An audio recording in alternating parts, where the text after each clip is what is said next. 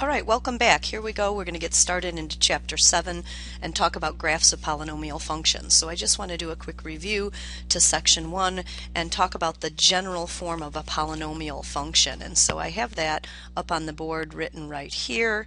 And remember a couple of things about this is that n is the degree of the polynomial. Okay, and the degree is always the highest power.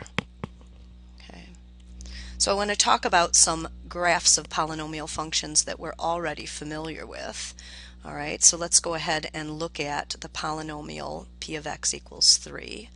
Okay, and we know that if we were to graph this, we would get a horizontal line that goes through 3 on the y-axis. It has a fancy name. It's called the constant function or the constant polynomial.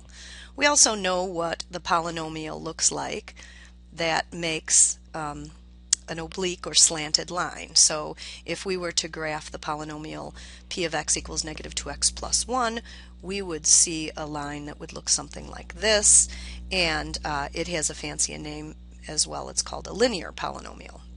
Last chapter we spent the entire chapter talking about quadratics, and so if we have for instance x squared minus x minus 6, we would have a parabola facing up with a y-intercept of 6, and we call that a quadratic polynomial. So today we're going to start out by talking about what about third degree polynomials. They have a fancy name as well, cubic.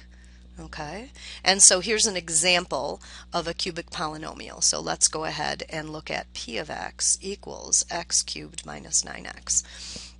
Okay, so if we were to graph this, if we had our graphing calculators in front of us right now, we would see a shape that looks like this. All right, so a couple of things I want to point out about this graph is that if you were an ant and you were traveling on the graph, you would notice that starting over to the left, as you move to the right, first you are increasing, then you get to a point where you decrease for a while, and then you increase again.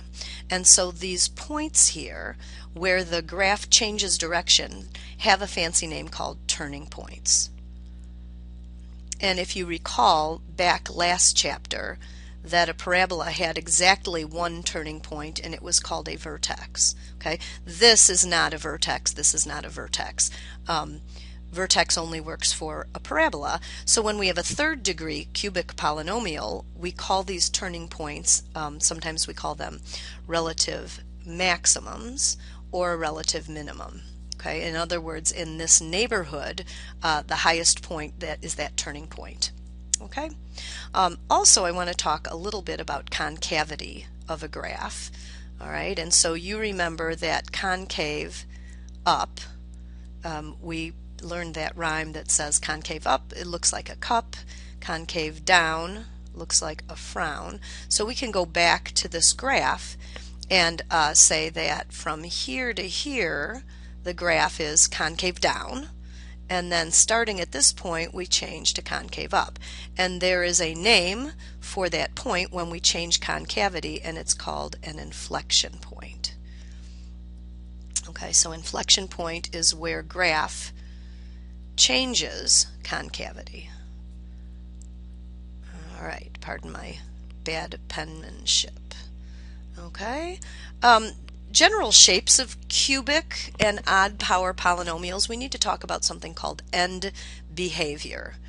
So when we look at a graph, let's go back and graph this one again. End behavior is asking what is the graph doing as we go off to the right and off the graph to the left. All right, so it's clear that for this polynomial, this cubic, that as we go to the right, we are increasing, and we sometimes say increasing without bound. Another way of saying we are traveling in the direction towards infinity. Here we are decreasing without bound. All right, and so all odd degree polynomials will have the same property that going off the page one side we're going one direction, and the other side off the page we're going another direction. Okay, so you might wonder what's the difference between this odd power polynomial and this one. And it all goes back to the value of a. And so remember, a is the leading coefficient. We learned that last chapter. And so when a is greater than 0, as we go off the page to the right, we are increasing. And when a is less than 0, as we go off the page to the right, we are decreasing.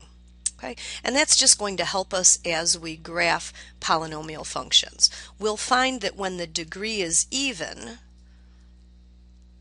that the end behavior matches left side and right. Okay, so if this is an even function, then we might have something that looks like this, right? They have to go off to the right and the left in the same direction.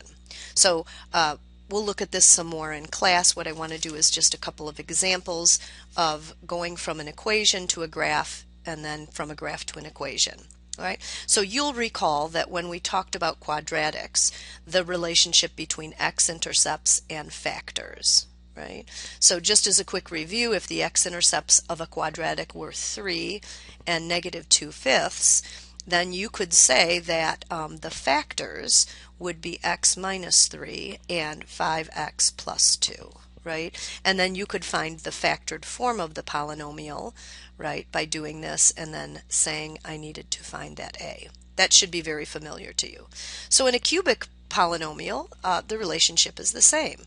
If I have a graph, and we'll go back to something that looks like this, and I tell you that the x-intercepts are -5, 0, and 5, you can then say that the polynomial function could have these as the factors, so x plus 5 and x minus 5, right? Now we're not sure that's the exact one.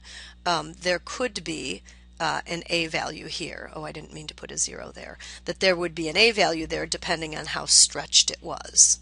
Okay, so from quadratics to cubics, same idea, not difficult. And then let's just do a real quick one backwards. Let's say I have this polynomial and it goes through, let's see, this, and we'll say this is -4 and this is 1/2 and this is 3, right? So the factor that goes with -4 would be x plus 4, with 1/2 would be 2x minus 1, and with 3 would be x minus 3, and then our polynomial would be of that form. We don't know what the a value is just by looking at it, but we do know for sure that a will be less than 0 because as we look at the end behavior, we can tell going off the page to the right, decreasing, therefore a is less than 0. Okay, we're going to practice all of this in class tomorrow. I realize it's a lot of information. See you in class tomorrow.